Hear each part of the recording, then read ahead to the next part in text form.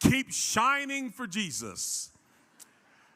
So I want to talk about an interesting concept that in our ministry we call storms. Storms is an acronym. It means STORMS, significant trauma, overwhelming, reasonable minds. Storms that can knock you to your knees.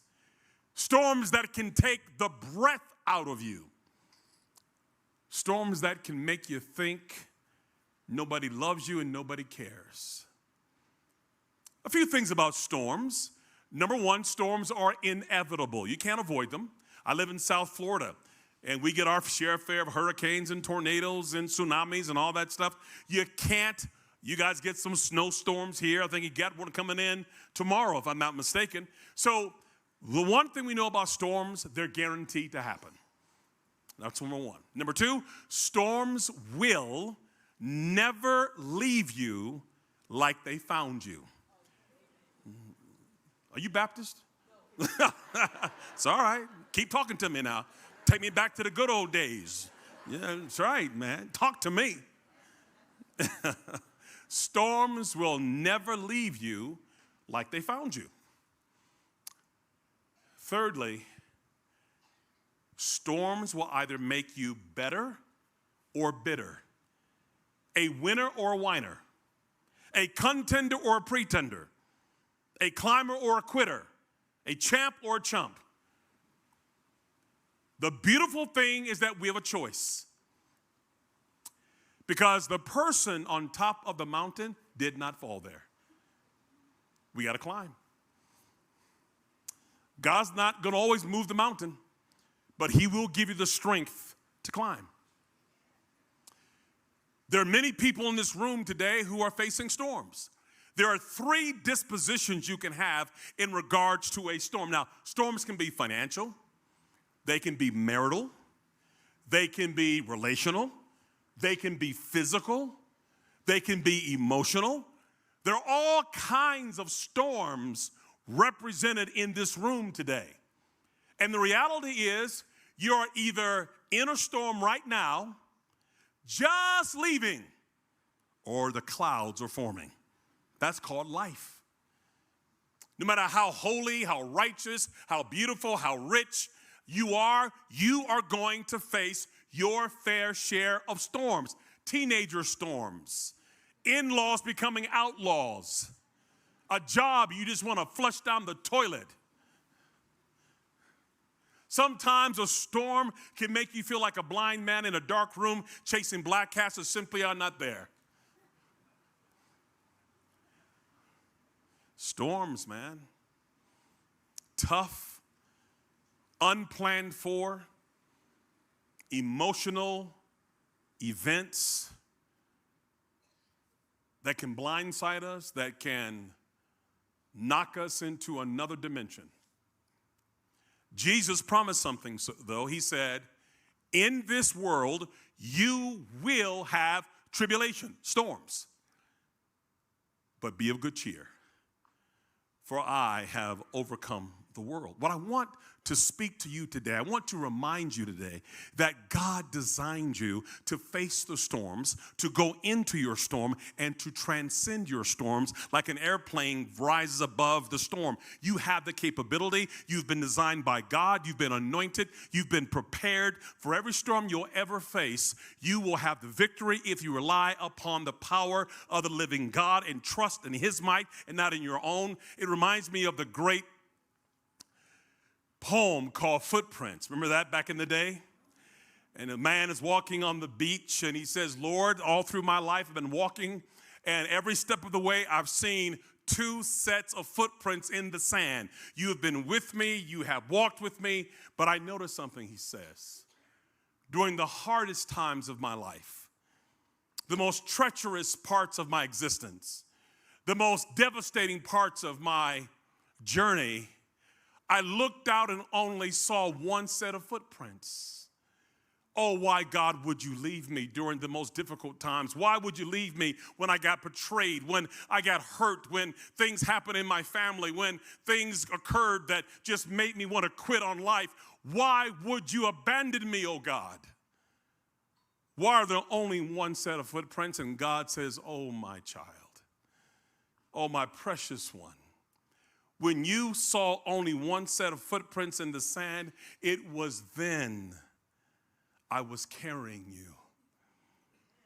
It was then I picked you up out of your brokenness and despair. It was then when you felt hopeless and helpless. It was then when you couldn't walk any further. It was then when your feet were hurting and your mind was seared. It was then when you thought you were lost without hope that I picked you up and became your strength and became your hope and became your joy, to let you know that I will never leave you nor forsake you, that I'm a friend that sticketh closer than a brother, that I am the Lord thy God, and I see you where you are.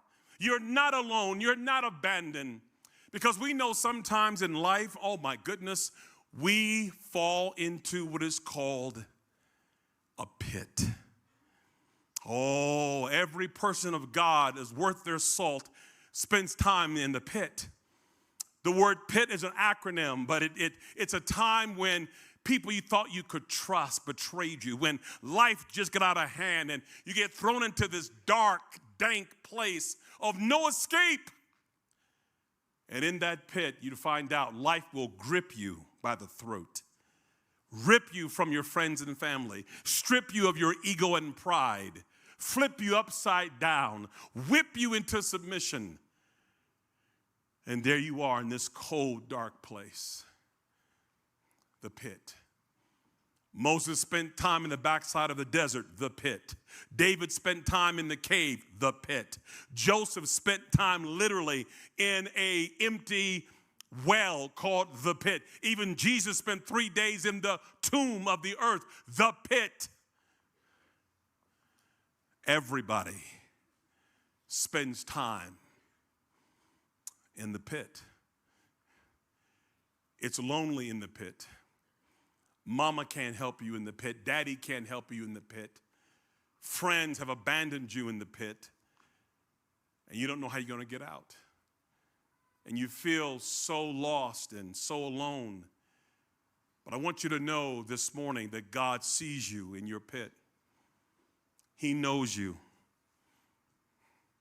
He sees where you are. He hears your cries. He sees your condition. And he's not going to abandon you.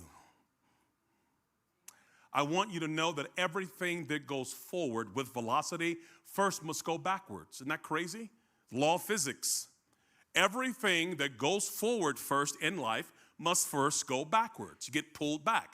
An arrow in a bow must first be pulled what? Backwards before it can go forward. A rock in a slingshot must first go what? Backwards before it goes forward. The hammer of a gun must first go where? Backwards before the bullet can go forward. Jesus had to descend before he what?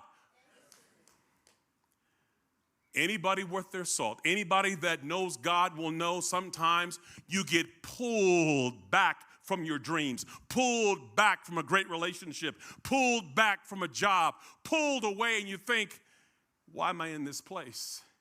Because God is about to release you in a new authority, in a new power, and a new anointing. Some of y'all about to blast off right now. Some of y'all about to go in the speed of light. Some of you are being prepared to be launched into a new dispensation, a new name. Some of y'all are going to change family and friends forever. Some of y'all have been chosen by God to be light in the darkness. Some of you have been suffering and struggling and trying to fight through this thing, and your day of deliverance is at hand. I'm telling you right now, you came to the right place, because I'm to put on your seatbelts, put your tray table up. We're about to take off and kiss the face of God.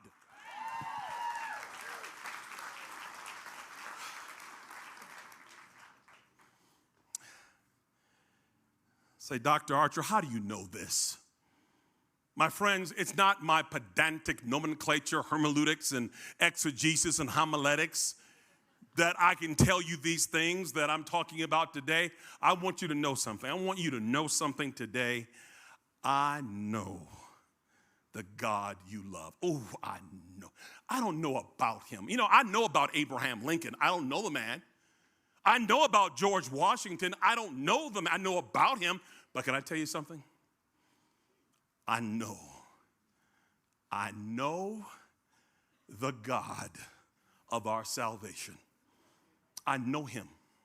And what I know about him is his credit is good.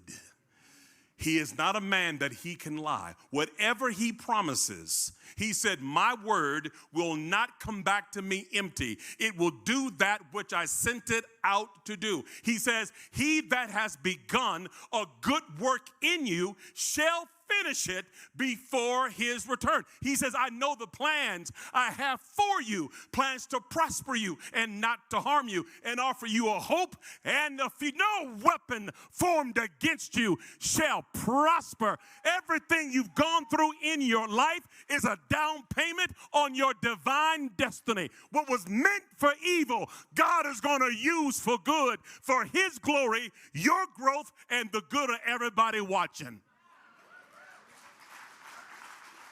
I know him. I know him. And I know what he wants to do in your life today. He wants to turn your pain into power. He wants to turn your tragedy into triumph. He wants to turn your stumbling blocks into stepping stones. He wants to turn your failure into fortune. He wants to turn your tears into cheers, because that's where his glory comes from. You know, I spent time in Israel. The Bible comes to life there. You know, I went to the Sea of Galilee, like a little lake. I baptized 60 people in the Jordan River. Little tinny thing, dark, murky, you know. So I had about 12 people to baptize, you know, and it was like I was in a Cecil B. DeMille movie.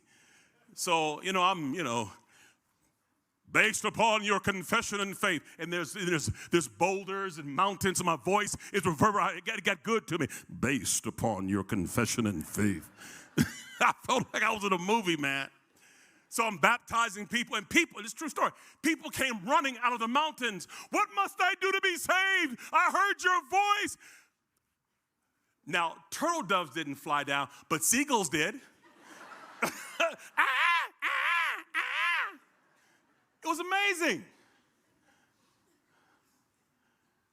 And so I was out exploring, you know, the Garden of Gethsemane. I was exploring where Jesus was born, and I went out to the desert. I didn't know this. It gets cold in the desert. The sun deserts you in the desert. It's cold. I didn't know. I wasn't prepared for it. I said, it's very good to be in Israel. I thought you were in a desert. It's cold. So I met some shepherds still doing their jobs. And I learned something I want to share with you before I get into my story. It really blessed me. So David wrote something in the 23rd Psalm. The Lord is my shepherd. I shall not want. He makes me lie down in green pastures. He leads me beside the still waters. He restores my soul.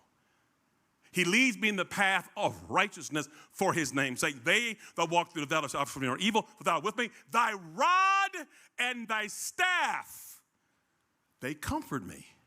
And I never knew what that really meant. It sounded good till I met these Jewish shepherds. And they had their rod and staffs. And I saw in the rod and staffs hieroglyphics, all kind of little pictures cut out on their rod and staffs. And I said to them, why all this artwork? Is this something that you guys do, pimp out your staffs? You know, I don't know. They said, no, Dr. Archer. These are our memorials to the presence of God in our lives. Every time we face something difficult, a lion, a bear, every time things got rough and God delivered us, we would carve